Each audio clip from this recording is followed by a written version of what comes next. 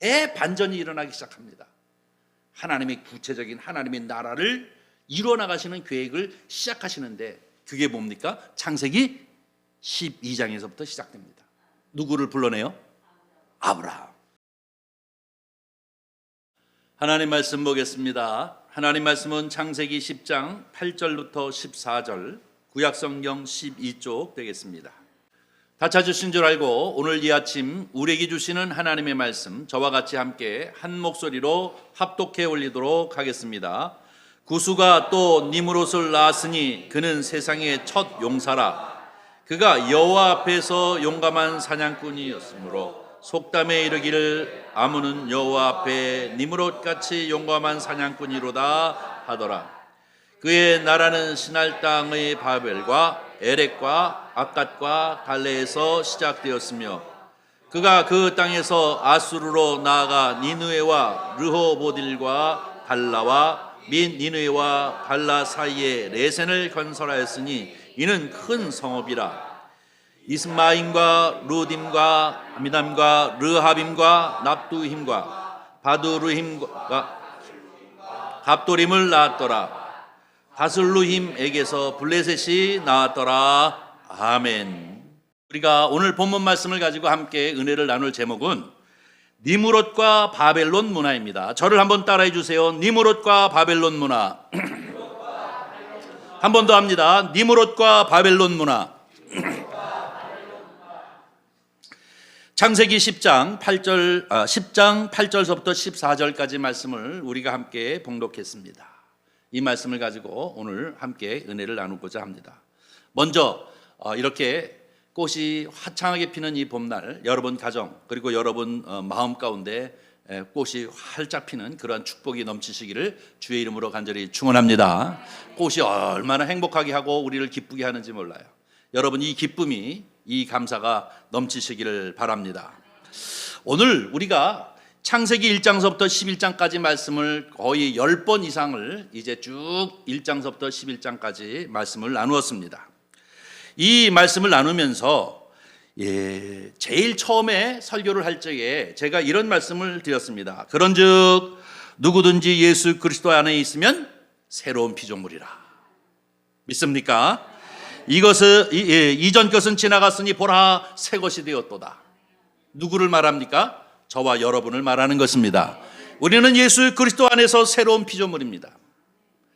모든 옛 것은 다 지나가고 저와 여러분은 새 것이 되어졌습니다. 날마다 하나님이 주시는 은혜로 충만한 성도님들 되시기를 간절히 소원합니다. 오늘은 사실은 이 10번 이상 되어지는 설교를 하나로 압축해서 이렇게 점검하는, 그러면서 제가 마지막으로 오늘 결론의 메시지를 드리려고 합니다. 창세기는 한번 이제 생각을 좀 상기해 주시기 바랍니다. 창세기는 몇 장으로 되어 있습니까? 50장으로 되어 있습니다. 네. 이 창세기를 둘로 나눈다면 1장부터 11장까지, 그 다음에 12장서부터 50장까지 이렇게 둘로 나눌 수 있다라고 얘기하고 말씀을 드렸습니다. 자, 1장서부터 11장까지는 이제 창조시대 혹은 기원시대라고 이렇게 얘기할 수 있고요. 그 다음에 12장서부터 50장까지는 족장들의 이야기가 나오기 때문에 족장시대 이렇게 얘기한다라는 말씀을 드렸습니다. 이 창조시대에는 네 가지 사건이 있는데요. 하나는 하나님이 이 세상을 창조하시는 것, 두 번째는 선악과를 먹고 타락한 것, 세 번째는 홍수, 노아의 홍수 사건, 그 다음에 네 번째는 바벨탑 사건, 이렇게 네 개입니다. 족장시대는 이제 네 명의 사람이 족장들이 나타나는데요. 아브라함, 아들 이삭, 그 아들 야곱, 그 아들 요셉, 이렇게 네 명의 족장들의 이야기를 하고 있습니다. 이 성경 가이드 창세기를 1장서부터 시작하면서 제가 여러분에게 말씀드린 것은 성경을 우리가 알아야 하는 이유가 무엇인가 하는 질문을 했는데요. 우리가 성경을 알아야 하는 이유는 하나님의 뜻을, 하나님의 생각을 알아야 합니다. 하나님의 뜻이 무엇인지를 알아야 그 하나님의 생각을 아는 것은 곧 우리가 뭐예요? 하나님을 아는 것이기 때문에 그렇습니다. 다른 방법으로, 물론 나는 일반적으로 이제 자연 환경이라든지 아니면 꽃이라든지 이런 것을 통해서 신을 인식할 수는 있겠지만 하나님의 계획, 하나님의 뜻에 관하여서는 성경 이외에는 알 수 있는 방법이 없습니다. 계룡산에 가서 100일 금식을 해도 몰라요. 그렇게 하려고 그러면 안 돼요. 성경 외에는 하나님의 뜻, 하나님을 아는 방법이 없습니다. 그런가 하면 여러분, 이 성경을 모른다고 하는 것은 우리는 망하는 것입니다. 요한계시록에 보면 두 번째 사망에 들어가게 되어지는데 그것은 지옥불에 떨어진다라는 것입니다.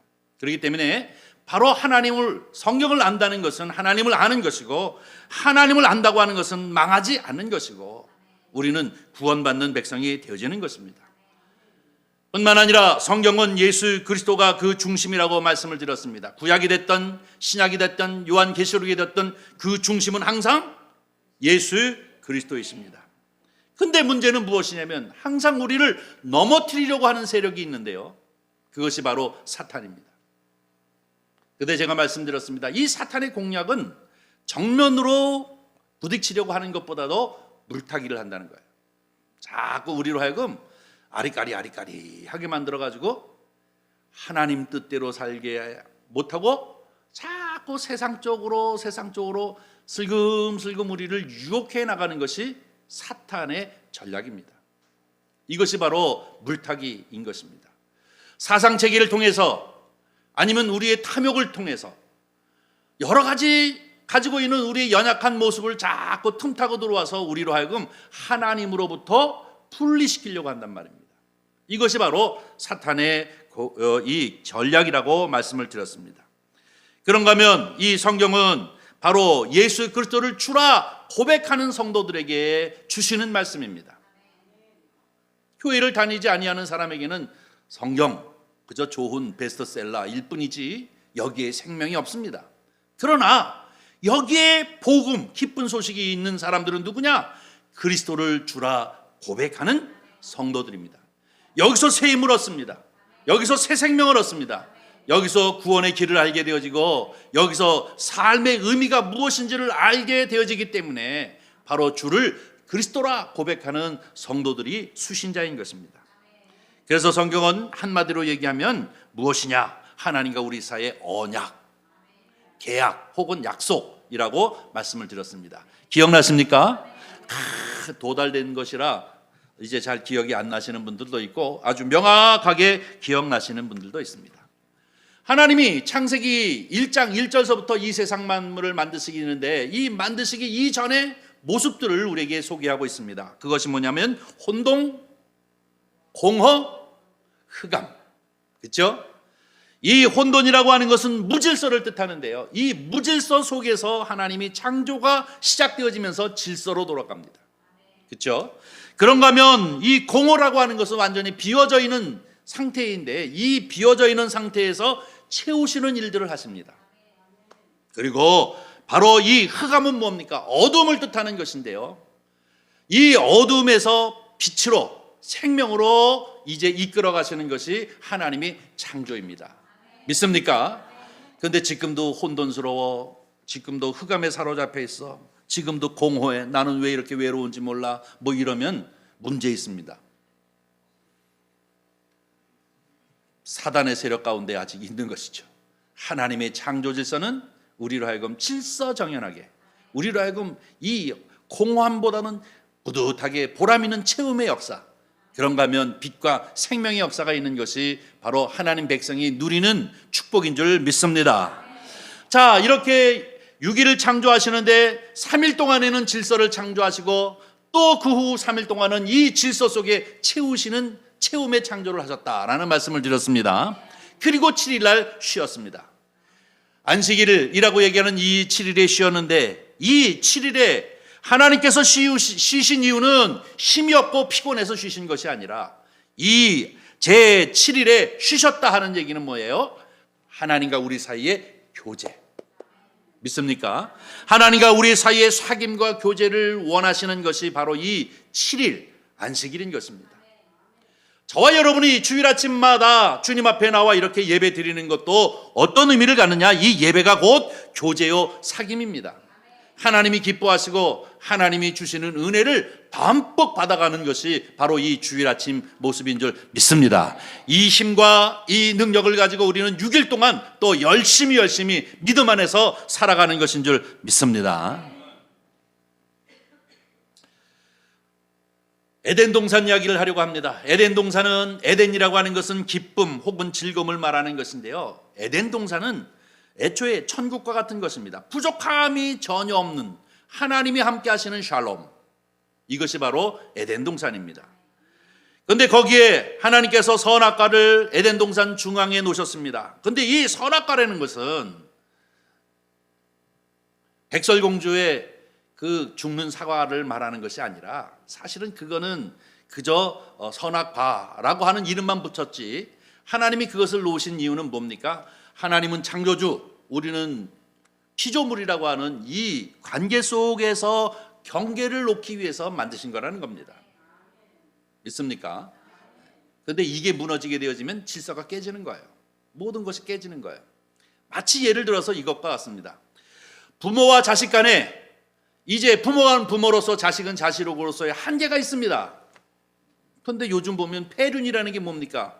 아들이 아버지를 때린다든지, 아버지가 아들을 팔아먹는다든지, 이게 뭐예요? 경계가 끊어져 버린 거잖아요. 이게 무질서해진 것이죠. 이게 바로 망하는 거예요. 타락이지 않습니까? 선생과 학생이 있습니다. 선생은 가르치고 학생은 배우는 사람인데, 이 학생이 선생을 조롱하고 장난치고 그렇다면 이미 그것은 교육이 끝난 것입니다. 이게 뭐예요? 타락입니다. 하나님의 창조 질서 속에 우리 인간이 태어났는데, 우리 인간이 하나님과 교제 속에 있어야지. 이 에덴 동산의 이 중앙에 있는 선악과를 먹는다고 하는 것은 하나님의 명령을 어기는 것이고 하나님과 우리의 관계가 깨어지는 것입니다. 이것이 바로 타락이고, 이 타락을 교묘히 우리에게 유혹하는 것이 사탄이라고 우리는 얘기하는 것입니다. 그 이름을 사탄이라고 표현하는 것인데요, 당시에 유혹하는 방법이 뭡니까? 보암직도 하고 먹음직도 하고 지혜롭게 할 만하다라고 표현하고 있는데요, 이것이 창세기에만 나타나 있는 것이 아니라 오늘 우리에게도 나타나 있는 거예요. 성경에 보면 뭐라고 얘기합니까? 육신의 정욕, 안목의 정욕, 이생의 자랑에 사로잡히는 것은 세상 것이다, 사도 바울은 얘기하잖아요.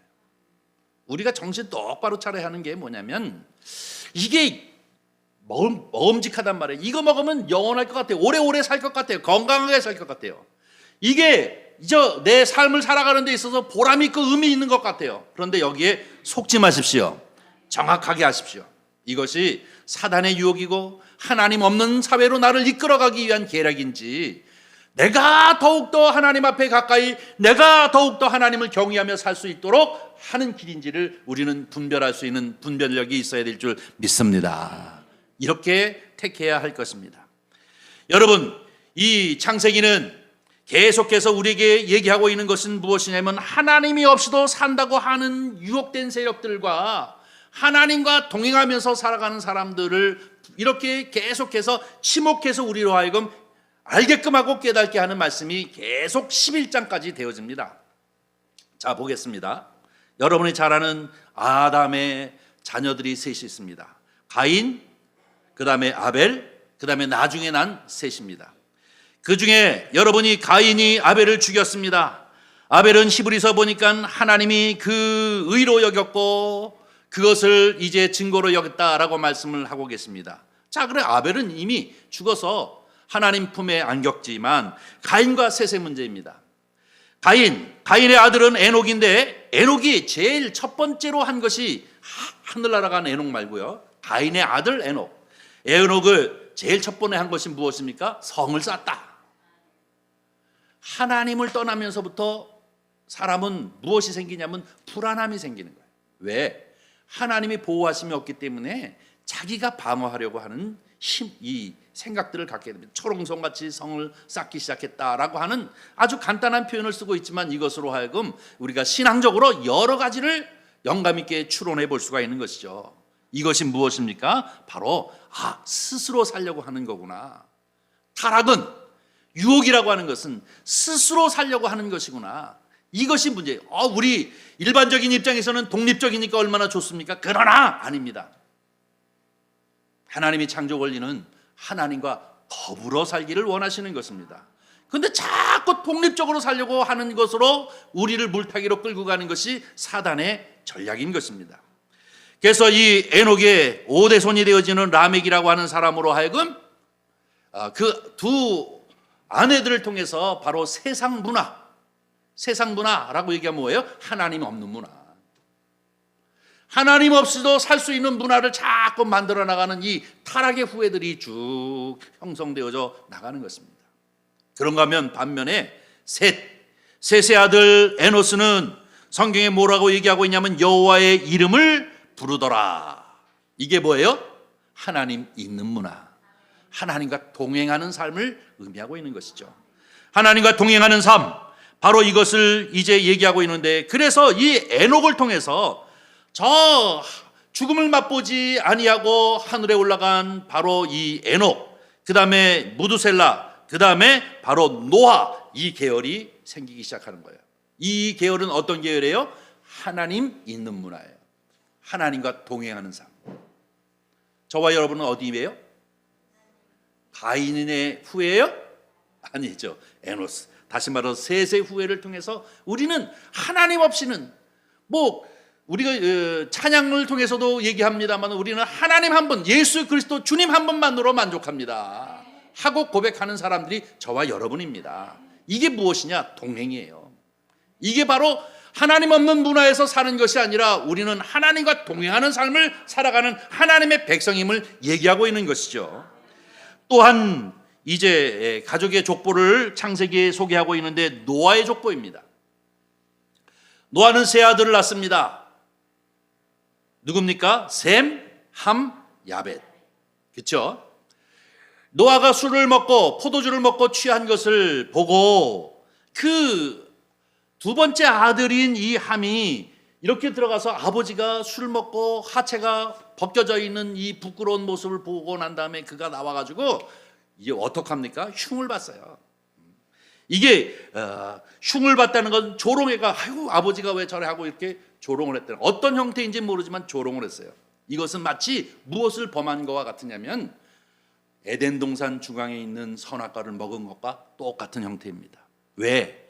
아버지와 아들의 경계를, 아버지와 아들, 부모와 자식 간의 그 관계 속에서의 이 경계를 무너뜨렸습니다. 그래서 어떻게 됩니까? 저주의 사람이 되어지고 맙니다. 이 함의 후손을 통해서 구스, 그 다음에 니므롯이라고 하는 사람이 나는데, 이 니므롯이라는 사람이 참 중요해요. 자, 그 다음에 셈과 야벳이 있죠. 셈과 야벳은 함이 아버지를 조롱하는 것을 듣고 그들은 뒷걸음질 쳐서 아버지의 부끄러움을 가리웠다라고 얘기하지 않습니까? 그러므로 인하여 이 노아에게 복을 이제 받는 기도를 받는데요. 이 셈의 9번째 후손이 누구냐면 아브라함입니다. 아시겠습니까? 아브라함. 자, 그러면 아까 얘기하는 이 에노스라고 하는 셋의 계열을 통해서 하나님과 동행하는 그런 형태의 이제 문화가 형성되어지는가 하면, 또 이 노아의 시대에서는 셈을 통하여서 이 구원의 역사를 이루는 아브라함이 나타나는 것을 봅니다. 근데 제가 이제부터 얘기하고 싶은 것은 이 니므롯입니다. 함이 아버지의 부끄러움을 드러내므로 저주 가운데 있었고, 그가 이제 형성되어지는 구스의 아들 니므롯이 정말로 만들어내는 그 모습이 오늘 본문 말씀인 것입니다. 니므롯이라고 하는 이름은 대적자라는 뜻입니다. 누구와 대적합니까? 하나님과 대적하는 것이죠. 이 대적자라는 뜻이고요. 성경을 가만히 보면 마치 용사다라고 이렇게 얘기하니까 하나님 앞에 큰 용사라고 얘기하는 것 같이 성경이 이렇게 기록되어져 있는데요. 성경을 가만히 보면 그 얘기가 아니라 하나님 앞에 대적자라는 뜻에서 용사입니다. 여기서 얘기하는 용사, 사냥꾼은 무엇을 의미하냐면 전쟁 영웅을 말하는 것입니다. 다시 말하면 이제 지배자. 네이버를 통해서 니므롯이라고 하는 사람에 관하여서 쭉 이렇게 찾아보면요, 니므롯이 어떤 사람이냐면 대단한 사람이었습니다. 상당한 정복자였고 그리고 또 전쟁을 잘하는 영웅이었습니다. 쭉 보면은 오늘 본문 말씀에도 여러 지명을 나오고 있는데 상당한 곳에다가 도시국가를 형성하고 그 도시국가를 점령한 그리고 지배하는 힘의 권력자였습니다. 그런데 이 힘의 권력이라는 것이 세상 권력입니다. 하나님이 없는 권력입니다. 바로 이것을 만들어낸 사람이 누구냐면 니므롯입니다. 함의 아들 이 구스, 그리고 구스의 아들, 그러니까 함의 손자인 니므롯이 바로 이 문화를 만드는 것입니다. 여러분, 그래가지고 그는 상당한 도시국가를 만들고 그 도시국가를 지배하는 사람이었습니다. 그리고 그 권력과 군사력을 가지고 하나님이 아닌 신전을 세우고 그 신전에다가 무엇을 만듭니까? 탑을 세우죠. 그 탑을 세우는 이유가 무엇입니까? 하나님의 심판을 면해보자는 것이었죠. 다시 말해서 홍수 심판이 있었기 때문에, 홍수 심판은 모든 세상이 다 물 아래로 내려갔기 때문에 물 아래로 내려가지 아니하는 것을 만들어 보자라고 세운 것이 탑이지 않습니까? 그것을 역청으로 덮었다라고 얘기하고 있는데, 역청은 방수제였습니다. 그 이유는 하나님을 대항하는 사람이 되어지는 것입니다. 하나님께서 이것을 보시고 오늘 본문 말씀에 뭐예요? 그들의 언어를 혼잡하게 해서 그들을 흩으셨다라고 하는, 이 혼잡하게 했다 그래서 그 후세들이 이 탑을 뭐라고 얘기하냐? 바벨이라고 하는 이유가 혼잡한 탑이다. 하나님이 이 탑 때문에 우리를 혼잡시켰다라고 하는 해서 바벨 탑입니다. 그 후에 이름이 있게 되어지는 것을 말하는 것이죠. 이것이 뭡니까? 힘의 문화입니다. 여러분, 사실 따지고 보면 저와 여러분이 살고 있는 이 세상도 힘입니다. 원자폭탄을 누가 몇 개 더 가지고 있느냐,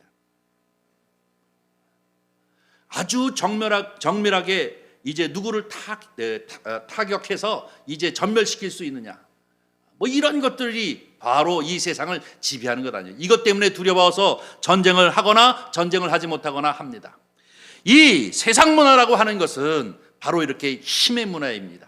세상 문화라고 하는 것은 하나님이 없이도 우리는 우리 스스로 우리를 지킬 수 있다라고 생각하면서 살아가는 것이 세상 문화입니다. 그런데 저와 여러분은 아무리 원자폭탄이 수십 개 있어도 수백 개 있어도 우리는 그것보다도 하나님 있어야만 산다고 하는 사람들이 바로 이 신앙 공동체인 줄 믿습니다. 이거는 창세기서부터 계속 내려오고 있습니다. 그렇기 때문에 이 성경이 중요하다는 얘기예요. 1장서부터 11장까지는 창조시대라고 얘기하면서 또 기원시대라고 얘기하는 이유가 바로 여기 있는 것입니다. 창세기 11장 7절서부터 9절까지 말씀, 자, 우리 한번 읽어보도록 하겠습니다. 자, 우리가 내려가서 거기서 그들의 언어를 혼잡하게 하여 그들이 서로 알아듣지 못하게 하자 하시고, 여호와께서 거기서 그들을 온 지면에 흩으셨으므로 그들이 그 도시를 건설하기를 그쳤더라. 그러므로 그 이름을 바벨이라 하니 이는 여호와께서 거기서 온 땅의 언어를 혼잡하게 하셨습니다. 여호와께서 거기서 그들을 온 지면에 흩으셨더라. 아멘. 그래서 바벨이 되는 거예요. 하나님이 언어를 혼잡하게 해가지고 그들을 흩으셨기 때문에 그 나중에 그 탑을 바벨 탑이라고 얘기하는데요. 여러분, 이 바벨 탑이라고 하는 것이 바로 이렇게 해서 이루어지게 되어지는데, 자, 이제 결론을 내리려고 합니다. 결론을 무슨 얘기냐면 바로 이 가인의 후손인 라멕을 통해서 바로 하나님이 없는 문화가 형성되어지고, 또 함의 후손을 통해 이 니므롯이라고 하는 사람을 통해서 하나님이 없는 문화, 다시 말해서 바로 이 힘, 권력이 지배하는 이런 문화는 모두 다 세상 문화인 줄 믿습니다. 이게 세상 문화예요. 여러분, 아주 간단해요. 자꾸 복잡하게 생각하지 마십시오. 하나님 없이 산다는 것은 하나님이 기뻐하시지 않는 거예요. 하나님이 기뻐하시는 것은 뭐예요? 하나님과 동행하는 삶입니다. 하나님이 나와 함께 하시고, 하나님이 나를 인도하시고, 하나님 앞에 기도하고, 하나님 앞에 예배하고, 이렇게 살아가는 것을 하나님이 기뻐하시는 거예요. 이런 부분에 대해서 기원적으로 이제 가르쳐 주시고 있는 것이 창세기 1장서부터 11장까지 나와 있습니다. 그래서 어떤 의미에서 창세기 1장서부터 11장까지는 인간이 어떻게 타락하고 있었는가 하는 이 타락의 역사를 보여주는 것, 다시 말해서 세상 문화의 기원이 어떻게 이루어졌는가 하는 것을 보여주고 있는 것이 창세기 1장서부터 11장까지입니다. 그런데요, 여러분, 이 대반전이 일어나기 시작합니다. 하나님의 구체적인 하나님의 나라를 이루어 나가시는 계획을 시작하시는데 그게 뭡니까? 창세기 12장에서부터 시작됩니다. 누구를 불러내요? 아브라함. 우리는 아브라함을 뭐라 그래요? 믿음의 조상. 그 이유가 여기 있는 거예요. 이 타락의 길을 걷고 있는 이 11장까지의 이 하나님 없는 문화 속에 면면이 아주 흙탕물 속에 가늘게 맑은 물이 흘러가고 있는 이 흘러감 속에서 하나님이 구체적인 하나님의 나라를 이루기 위한 계획을 세우시면서 구체적으로 개입하시는 분이, 그 뜻이 무엇이냐면 바로 아브라함이에요. 갈대아 우르, 다시 말해서 티그리스 강과 유브라데스 강이 있는 거기서부터 아브라함을 불러내셔서 아브라함을 아브라함으로 바꾸잖아요. 열국의 아버지로 바꾸시고 그에게 비전을 주잖아요. 약속을 줍니다. 네 자손들이 하늘의 별처럼 땅의 모래와 같이 많아질 것이다 하면서 구체적으로 족장시대를 통해서 그들을 훈련해 나가시는 이런 모습이 나머지 12장서부터 50장까지 우리에게 보여주고 있는 것을 볼 수가 있습니다. 그래서 이 창세기 12장서부터는 50장까지라고는 얘기할 수 없어요. 요한계시록까지 아브라함을 택해서 하나님께서 하나님의 나라를 이루어 가시는 역사를 보여주고 있는 것이 성경책입니다. 그 중심에 누가 계시죠? 예수 그리스도가 계시는 것입니다. 하나님의 나라의 시작이 이루어지기 시작하는 것입니다. 지난주에도 우리가 함께 읽었습니다만 요한계시록 14장 8절 말씀 우리 다 같이 한 목소리 읽습니다. 시작. 또 다른 천사 곧 둘째가 그 뒤를 따라 말하되 무너졌도다 큰 성 바벨론이여 모든 나라에게 그의 음행으로 말미암아 진노의 포도주를 먹이던 자로다 하더라. 여기서 자라고 얘기하면 사람을 뜻하는 기 때문에 큰 성이 사람인 것처럼 생각하지만 이것은 뭡니까? 세상 문화입니다. 세상 문화가 어떻게 돼요? 큰 성 바벨론. 이 바벨론은 바로 이 진노의 포도주를 먹이는 이 세상 문화예요. 하나님과 반대편에 서 있는, 다시 말해서 에녹과 니므롯과 같은 그 흐름 속에 있는 문화예요. 그런데 이게 언제요? 세상 끝에 가서 어떻게 된다고요? 무너졌도다 큰 성 바벨론이요. 여러분, 이 창세기 요한계시록 14장 그 이후에 완벽한 하나님의 나라가 어떻게 이루어지는지에 관하여서 쭉 얘기하고 있는 것을 우리가 볼 수가 있습니다. 저와 여러분은 바로 이 바벨론이라고 하는 이 바벨론 문화, 이 바벨론 문화라고 하는 것은 그래서 세상 문화로 얘기하고 있고 어느 예언서나 또 어느 선지서를 통해서도 이 계속해서 이 바벨론을 얘기하고 있는 이유가 바로 여기에 있는 것입니다. 이 바벨론 문화, 결국은 이 세상 문화를 상징하고 있는 것입니다. 제가 오늘 이렇게 장황하게 이 말씀을 드리는 이유는 무엇이냐? 성경을 우리는 이 통전적으로 이해해야 합니다. 한 구절 한 구절을 읽고 어디 한 책에 한 장을 이해해버려 가지고는 이걸 쫙 연결을 시키지 못하는데 이렇게 연결을 해야 합니다.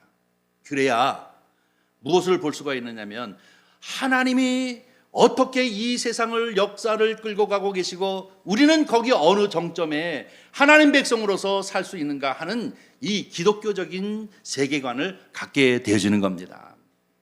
그래야 우리가 부르는 찬송의 그 가사의 고백이 왜 이런 찬송을 내가 지금 하고 있는지, 우리가 드리는 이 예배를 지금 왜 드리고 있는지 우리는 그 의미와 뜻을 알고 함께 공감하면서 이 벅찬 가슴을 가지고 하나님 앞에 예배를 드리게 될 줄 믿습니다.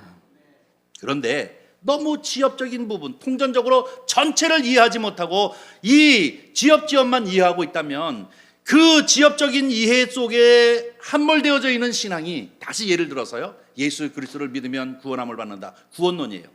누구나 예수 믿어야 구원을 얻습니다. 그 이후에 하나님 백성들로 하나님 백성으로서 살아가는 삶의 모습이 분명히 있어야 하는데, 이 부분에 대해서 기독교적인 이 역사의 이해를 하지 못하기 때문에, 성경이 얘기하고 있는 역사의 이해를 하지 못하기 때문에, 나는 교회 다니고 열심히 구원받았다고 그러는데 왜 나한테는 이렇게 어려움이 많이 와? 나는 왜 실패가 있어? 나는 왜 사람들이 나를 미워해? 그러면서 이거는 뭔가 잘못돼도 잘못됐나 봐. 그리고 교회를 떠나는 사람들이 있어요. 왜 그럴까요? 기독교적인 세계관을 갖고 있지. 성경을 창세기에서부터 요한계시록까지 통전적으로 전기가 흐르듯이 쭉 연결되어져 있는 이 이해가 없기 때문에 그렇습니다. 그렇기 때문에 괜히 자기 혼자 실쭉셀쭉거리고 마는 거예요, 신앙이. 요즘 애들은 보니까 나 학원 끊었어. 교회도 가끔가다 끊더라고. 나 요즘 교회 끊었어. 아이고, 오래간만에 만나는 이제 집사님, 아이고 집사님 요새 교회 충성하시죠? 어느 교회 출석했어요? 당분간 안 다녀요. 보나마나 이 뻔한 거예요. 성경을 몰라요. 이 추놈한 하나님의 창조서부터 시작해서 저 알파와 오메가이신 하나님의 그 계획하심에 대하여 통전적으로 이해하지 못하기 때문에 아주 그렇게 웃기는 짓을 한단 말입니다. 그래놓고 이것이 신앙이라고 생각하고, 그렇게 지엽적인 문제에만 사로잡혀 있다가 자기 스스로 힘들어가지고 삐지기도 하고 그만두기도 하고 그런단 말입니다. 이 신앙이라는 게 얼마나 귀중하고 귀한 것인지를 모르고 말입니다. 그러니 예배를 드릴 때, 찬송을 부를 때, 신앙 고백할 때 이게 무슨 의미인지를 모르고 신앙 고백하고, 이게 무슨 의미인지를 모르고 찬송하고, 이게 무슨 의미인지를 모르고 예배를 드리는 것 아닙니까? 그러나 도도히 흐르는 하나님의 이 기독교적인 세계관을 가지고 있는 사람은 벅차요. 내가 비록 실패했지만, 내가 비록 지금 어렵지만 나는 하나님 한 분으로 족합니다. 왜? 저 미래를 바라보면서 오늘을 살기 때문에 그렇습니다. 내가 지금 당장 고통스러워도 이거는 너무나도 당연해. 왜? 이 세상은 어차피 바벨론 문화에 속한 것이기 때문에 나는 그 안에서 정말로 하나님 백성다운 삶을 가지고 하나님의 위로와 하나님의 격려를 받으면서 살아가는 존재인가 하는 것에 대한 고백이 없으면 결국은 우리는 이 예배를 드리는 행위나 하나님을 아버지라 고백하는 이 의미가 무엇인지를, 성경에 구글절절히 얘기하고 있는 이 말씀들이 무슨 의미인지를 이해하지 못하는 경우가 참 많이 있습니다. 한 예를 들겠습니다. 요한복음 17장 21절. 이 요한복음 17장은 어느 때이냐면, 그래서 이게 성경은 어느 때 이게 무슨 얘기인지를 좀 잘 알아야 하는데요. 요한복음 17장은 예수님께서 십자가에 달리시기 전날 마가의 다락방에서 제자들에게 성찬을 행하시고 발을 씻기시고, 그리고 난 다음에 그들을 위하여 기도하는 거예요. 마지막으로 기도하기 때문에 우리를 이걸 뭐라고 신학에서 얘기하고 있느냐면 대제사장으로서의 마지막 중보기도라고 얘기합니다. 근데 예수님께서 육신을 입은 마지막 때에 마지막으로 이제 제자들을 위하여, 그리고 자기를 따르는 이들을 위하여 축복기도하는 이 기도문이 17장에 기록되어져 있는데, 그 중에 한 절입니다. 우리 다 같이 함께 읽겠습니다. 시작. 아버지여, 아버지께서 내 안에, 내가 아버지 안에 있는 것 같이 그들도 다 하나가 되어 우리 안에 있게 하사 세상으로 아버지께서 나를 보내신 것을 믿게 하옵소서. 할렐루야. 무슨 의미인지 알겠죠? 어떤 의미야? 아버지, 하를 말하는 거예요? 누가 기도하는 거예요? 예수님이 기도하는 거예요. 예수님, 하나님과 예수님이 하나인 것처럼 누구도 하나 되게 해요? 그들도, 나를 따르는 믿는 모든 사람들도 다 하나 되게 하여 주시옵소서. 그래서 그들로 하여금 어떻게 해요? 하나 되게 하여 우리 안에 있게 하사 세상으로 아버지께서 나를 보내신 것을 믿게 하여 주옵소서라고 하는 건 얘기 뭐예요? 우리가 앞으로 어떻게 살아야 하느냐, 하나님 백성은 어떻게 살아야 하느냐 하는 것들을 가르쳐 주시는 말씀이 여기에 숨어져 있지 않습니까? 저와 여러분은 저 알파와 오메가다라고 얘기하시는 그 말 멋져가 아니라 창세부터 이 세상 이 시간의 끝에까지 하나님께서 어떻게 이끌어 가시는가 하는 것들을 얘기하고 있는 말씀이기 때문에 우리는 저 끝에 이제 무너졌도다 무너졌다 바벨론 성이여 라고 하는 이 세상은 모두 무너지지만 누구만 살아있어요? 예, 하나님 백성인 이제 저와 여러분이 세상이 시작하는 것입니다. 새 하늘과 새 땅이 시작되어지는데 거기에 이제 참여할 수 있는 사람은 바로 이 동행하는 물결 속에 있는 사람들, 그 역사의 흐름 속에 자기의 자리를 지키고 있는 사람들이 그때 가서 하나님과 더불어 살아가는 삶을 살게 되어지는 줄 믿습니다. 여기에 대하여 확신을 가지고 있는 사람은 오늘이 어떤 의미인지를 너무나 잘 알기 때문에 하나님 백성다운 모습으로서 살려고 몸부림치고 애쓰는 것이 바로 그리스도인의 삶의 모습인 줄 믿습니다. 이것을 알고 믿는 안에서 믿음을 가진 크리스찬들과 전혀 그렇지 못한 단편에 빠져 있는 사람들과는 전혀 천양지차로 다르다는 거예요. 사랑하는 성도 여러분, 우리는 창세기 1장서부터 11장까지를 이제 보았는데요. 어떻게 이 창조의 역사를 통해서 이 세상 문화와 하나님이 없는 문화와 하나님이 있는 문화, 다시 말해서 이 로마서 1장에 사도 바울은 뭐라고 얘기합니까? 하나님을 마음에 두기를 싫어하는 사람들, 그런가 하면 하나님과 동행하는 사람들의 이 변화하는, 흘러가는 흐름이 다르다는 사실을, 여러분은 어디에 속해 있는지를 스스로 알고 하나님 앞에 정말로 늘 진실하게 저 궁극적인 새 하늘과 새 땅을 바라보면서 오늘을 사시는 그런 은혜가 저와 여러분 가운데 넘치시기를 주님의 이름으로 간절히 축원합니다. 기도하겠습니다. 자비로우신 아버지 하나님, 주님의 은혜와 사랑을 진심으로 감사합니다. 오늘 이 아침에도 주일 주님 존전 가운데 나와 예배하여 하나님 앞에 영광을 돌릴 뿐만 아니라 우리를 향하여 주시는 은혜로 충만케 하여 주시니 감사를 드립니다. 우리가 이 힘과 능력으로 이 신앙적 고백을 가지고 유기를 살게 하여 주시어서 아버지 하나님 앞에 정말로 축복된 삶을 살아가는 저희들이 되어지도록 은총 베풀어 주시옵소서. 우리의 삶을 축복하시고 언제나 좌로나 우로나 흔들리지 않게 하여 주시옵시고 아버지 하나님 안에서 기쁨과 감사와 또 주님이 주시는 평강을 누리며 살아가는 저희들이 되어지도록 축복하여 주시옵소서. 우리는 좁은 길 좁은 문을 향할 수밖에 없음을 주님 앞에 고백하오니 오직 빛으로서 또 이제 아버지 소금으로서 살 수 있도록 역사하여 주시옵소서. 우리 구주 예수님의 이름으로 기도하옵나이다. 아멘.